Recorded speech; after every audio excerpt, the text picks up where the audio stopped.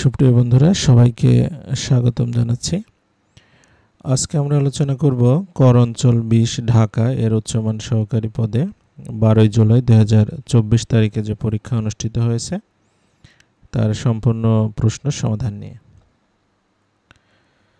তো আমাদের channel job exam mate BD, আমাদের চ্যানেলে তৃতীয় এবং চতুর্থ শ্রেণীর চাকরির প্রস্তুতির অনলাইন কোর্স চলমান আছে। আপনারা চাইলে স্ক্রিনে দেখানো নম্বরে আমাদের সঙ্গে যোগাযোগ করতে পারেন। স্বাস্থ্য সহকারী পদেরও একটা অনলাইন কোর্স আমাদের চলছে, সেটাতেও আপনারা চাইলে অন্তর্ভুক্ত হতে পারেন। তো এই যে পরীক্ষা, তার পূর্ণমান ছিল হচ্ছে আপনার 100, সময় ছিল 90 মিনিট। প্রথম ছিল হচ্ছে এক কথায় প্রকাশ করুন। যে মেঘে প্রচুর বৃষ্টি হয়, এটা হচ্ছে সংবর্ত। ঈষৎ কম্পিত, এটা হচ্ছে আধত। সাপের খোলস, এটা এক কথায় হবে নির্মক। কুকুরের ডাক, এটা হবে হচ্ছে বুককন। এবং যে ভূমিতে ফসল জন্মায় না, এটা হচ্ছে ঊষর। তারপরে ছিল সন্ধি বিচ্ছেদ করুন। বিমুগ্ধ, এটা হবে বিমুহ যোগ ত, কিন্নর কিম যোগ নর। আকৃষ্ট, এটা হবে আকৃষ যোগ ত এবং শ্রবণ, এটা মূলত সন্ধি হয় না, প্রকৃতি প্রত্যয় হয়, রুট শ্রু যোগ অন। আর চারবাক, এটা হচ্ছে চারু যোগ বাক। ভারতীয় নাস্তিক দর্শনের একটা ভিত্তি হচ্ছে চারবাক দর্শন। এরপরে 3 বলছে ব্যাস বাক্য সহ সমাস নির্ণয় করুন। প্রথমে হচ্ছে উদ্বায়ু। উদ্বায়ু অর্থ হচ্ছে, উদ্বাহু অর্থ হচ্ছে উদ্গত বাহুজার, মানে যে বাহু হাত উঁচু করে আছে তাকে উদ্গত বাহুজার, বহুব্রী সমাস। পরোক্ষ অক্ষের অগোচরে অব্যয়ীভাব সমাস। একন, এক দ্বারা অন, তৃতীয় তৎপুরুষ সমাস। দ্বীপ হচ্ছে দুই দিকে, অপজার, অপমানে হচ্ছে জল। নিপাতনের সিদ্ধ বহুব্রী সমাস। এবং পশুরি, এটা হচ্ছে 5 শেরের সমাহার, পশুরি, এটা হচ্ছে দ্বিগু সমাস। 4 বলছে অর্থসহ বাক্য গঠন করুন। প্রথমে ছিল কুয়োর ব্যাং। কুয়োর ব্যাং অর্থ হচ্ছে সংকীর্ণ মনা লোক। তোমার মতো কুয়োর ব্যাঙের সাথে আমি আলোচনা করতে চাই না। তারপরে ছিল সপ্তমে চড়া। সপ্তমে চড়া অর্থ হচ্ছে প্রচণ্ড উত্তেজনা। এসব অনাচার দেখলে আমার মেজাজ সপ্তমে চড়ে যায়। কাঁচা ঢিলা। কাঁচা ঢিলা অর্থ হচ্ছে অসাবধান। কাঁচা ঢিলা অবস্থায় মোটর বাইক চালানো উচিত নয়। আতে ঘা, এটা অর্থ হচ্ছে মনে ব্যথা দেওয়া। দুর্দিনের কথা বলে মানুষের আতে ঘা দেওয়া ঠিক না। আর খেজুরি আলাপ, এটা অর্থ হচ্ছে অকাজের কথা, মানে যে কথা অপ্রয়োজনীয়। খেজুরি আলাপ রেখে কাজের কথায় আসুন।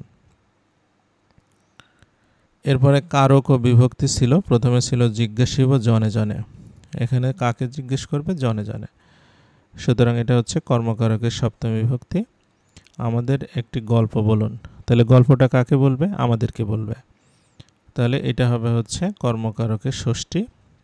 সারা রাত বৃষ্টি হয়েছে। সারা রাত যেহেতু সময় বোঝাচ্ছে, অধিকরণ কারক। বাবাকে বড্ড ভয় পায়। ভয়টা কোথা থেকে আসবে? বাবার কাছ থেকে। তাহলে এটা অপাদান কারক। এবং আত্মার সম্পর্কই আত্মীয়। তাহলে সম্পর্কটা কিসের দ্বারা? আত্মার দ্বারা। তাহলে এটা হচ্ছে করণ কারক, ষষ্ঠী বিভক্তি। এরপরে ছিল অনুচ্ছেদ লিখুন, বঙ্গবন্ধু ও বাংলাদেশ। তো এই বিষয়ে অনুচ্ছেদ সহ আমাদের একটা পিডিএফ ফাইল ডেসক্রিপশন বক্সে দেওয়া থাকবে, আপনারা এটা প্রিন্ট করে নিতে পারবেন। 6 বলছে change the speech of the following sentence. প্রথমে ছিল he said that he had done the work. আচ্ছা, তাহলে হি সেড এটা ইনডিরেক্টে আছে, আমরা ডিরেক্টে করব। তাহলে হি সেড কমা দিয়ে, ইনভার্টেড কমার মধ্যে এখানে হি আছে, হি থাকবে। হ্যাড ডান আছে, সুতরাং ডিড হবে, অর্থাৎ হি ডিড দ্য ওয়ার্ক। তারপরে হচ্ছে হি remarked time and 2 and 2 makes 4, অর্থাৎ 2 এ 2 4 হয়, এটা সে মন্তব্য করেছে। তা আমরা জানি কোনো কিছু যদি চিরন্তন সত্য কেউ কিছু বলে থাকে, সেই ক্ষেত্রে ইনডিরেক্ট ন্যারেশনে সেটাই হবে, অর্থাৎ he remarked that 2 and 2 makes 4।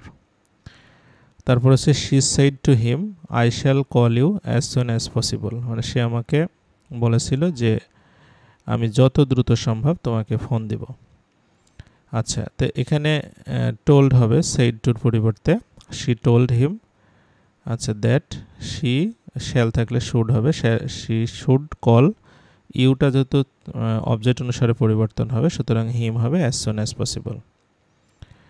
তারপরে বলছে he said I came home yesterday, এটা হবে হচ্ছে হি সেড দ্যাট, যেহেতু পাস্ট ইনডেফিনিট টেন্স আছে তাহলে হ্যাড কাম হবে।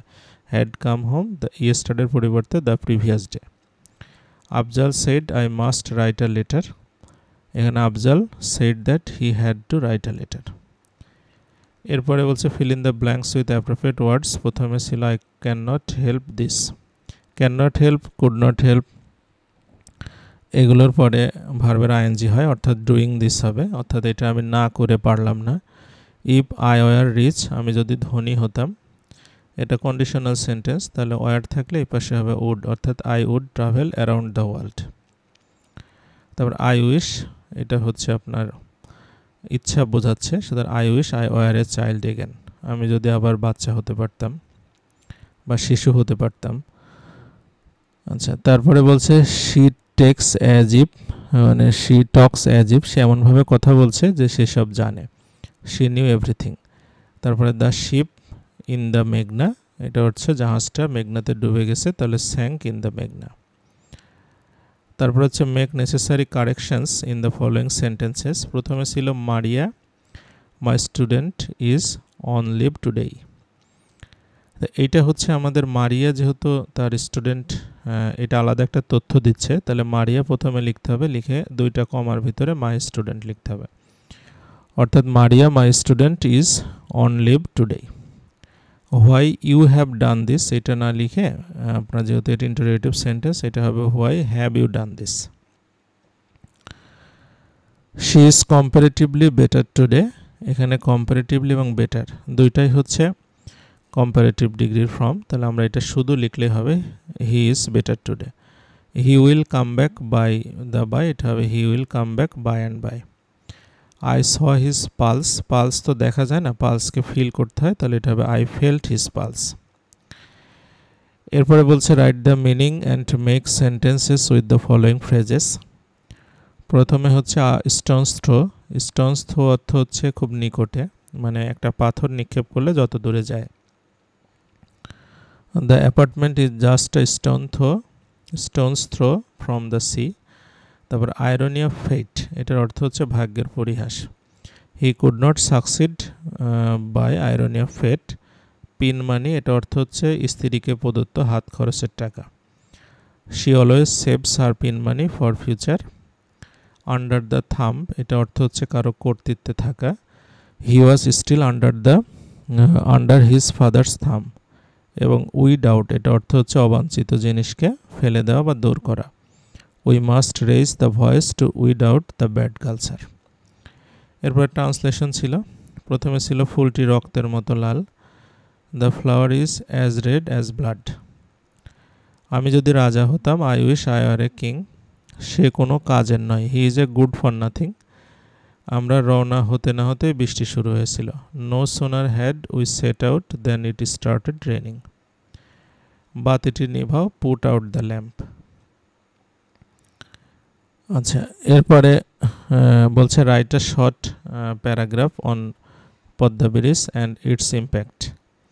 তো এইটাও আমাদের পিডিএফ ফাইলে ডেসক্রিপশন বক্সে দেওয়া থাকবে, আপনারা সেখান থেকে নিয়ে নিতে পারবেন। 13 নম্বরে হচ্ছে অঙ্ক ছিল, বলছে একটি রেলগাড়ি ঘন্টায় 80 কিলোমিটার বেগে চলে। একটি লোক 3 মিনিটে 1 কিলোমিটার দৌড়ালে লোকটির গতিবেগ রেলগাড়ির গতিবেগের শতকরা কত হবে? যদি লোক ও রেলগাড়ি উভয়ই তাদের গতিবেগ 5% কমায়, তবে বর্তমানে লোকটির গতিবেগ রেলগাড়ির নতুন গতিবেগের শতকরা হিসাবে প্রকাশ করুন। আচ্ছা, প্রথমে হচ্ছে রেলগাড়ির যেটা গতিবেগ 80 কিলোমিটার, সেটা আমরা লিখব। আর লোকটি হচ্ছে আপনার 3 মিনিটে যাচ্ছে 1 কিলোমিটার, তাহলে 1 ঘন্টায় কত হবে? তাহলে 60 দিয়ে গুণ করলে হবে, অর্থাৎ 20 কিলোমিটার হচ্ছে তার প্রতি ঘন্টায়। তাহলে লোকটির গতি হচ্ছে রেলগাড়ির গতির শতকরা হিসাবে 20 থাকবে উপরে, 80 থাকবে নিচে, গুণন 100, অর্থাৎ 25%। এরপরে বলছে রেলগাড়ির গতি 5% কমাতে হবে। তাহলে রেলগাড়ির গতি যদি 5% কমালে নতুন গতি হবে 80 থেকে 5% বাদ যাবে, 80 5% 4, এটা হবে 76। আর লোকটির গতি হবে হচ্ছে আমাদের যে 20 আছে, 20 থেকে 5% কমবে, অর্থাৎ 1 কমবে, তাহলে 20 থেকে 1 কমে গেলে 19 হবে। এখন হচ্ছে লোকটার গতিবেগ রেলগাড়ির নতুন গতিবেগের হবে কত শতাংশ। তাহলে লোকটার গতিবেগ 19, রেলগাড়ির গতি 76 গুণন 100 অর্থাৎ 25%। এরপরে আমরা পরেরটাতে আসি। বলছে একটি আয়তাকার ক্ষেত্রের দৈর্ঘ্য 24 মিটার, প্রস্থ 10 মিটার। ক্ষেত্রটির দৈর্ঘ্য প্রস্থ 6% করে বৃদ্ধি করলে ক্ষেত্রফল শতকরা কত বাড়বে। তাহলে এখানে আয়তাকার ক্ষেত্রের দৈর্ঘ্য হচ্ছে 24 মিটার, প্রস্থ 10 মিটার, তাহলে আপনার ক্ষেত্রফল হবে হচ্ছে 240 বর্গমিটার। আচ্ছা, ক্ষেত্রটির দৈর্ঘ্য যদি আপনার 6% বাড়ে তাহলে 24কে আমরা 106 দিয়ে গুণ করে 100 দিয়ে ভাগ করলে হবে, অর্থাৎ 25.44 মিটার হবে। আর প্রস্থ যদি 6% বাড়ে তাহলে নতুন প্রস্থ হবে 10কে 106 দিয়ে গুণ করে 100 দিয়ে ভাগ করলে হবে, অর্থাৎ 10.6 মিটার। এখন তাহলে নতুন ক্ষেত্রফলটা হবে 25.44 গুণন 10.6 অর্থাৎ 269.664 বর্গমিটার। তাহলে আমাদের ক্ষেত্রফল বাড়লো কতটুকু, এই দুটো বিয়োগ করলে পারবো আমরা 29.664 বর্গমিটার। তাহলে শতকরা বাড়বে এই 29.664 উপরে থাকবে, আপনার 240 নিচে থাকবে, 100 দিয়ে গুণ করলে হবে 12.36% বৃদ্ধি পাবে। এরপরে উৎপাদকে বিশ্লেষণ ছিল। প্রথমটা ছিল হচ্ছে x² - x a + 1 a + 2। তাহলে আমরা a + 1 = ধরে নেব হচ্ছে m, আর a + 2 = ধরে নেব হচ্ছে m + 1। তো এইটা আমরা রাশিতে বসাবো। তাহলে রাশিটা হবে x² - x m আর m + 1। তারপরে আমরা এই দুইটা গুণ করব। x² - x আর m² - m হবে। x² - m² কে একপাশে নিলে x - m থাকবে।